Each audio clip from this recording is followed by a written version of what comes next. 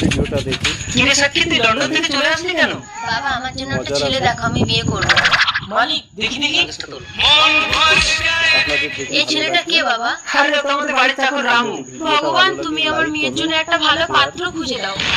আমি সর্বোপরি সাক্ষীর বিয়ে হবে তোমাদের বাড়ির চাকর রামুর সাথে। অসম্ভব, আমি একটা চাকরকে বিয়ে করব। বিধির লিখন কেউ খণ্ডাতে পারে না। বাবা তুমি এক্ষুনি চাকরটাকে ঘর থেকে বের করো। এই রামু। হ্যাঁ মালিক। এই তুই এক্ষুনি বের আমার ঘর থেকে। মালিক আমি না খেতে পেয়ে মরে যাব। এই তুই মরলেই আমার মঙ্গল হবে, যাবে না? আমাকে বিয়ে করবে।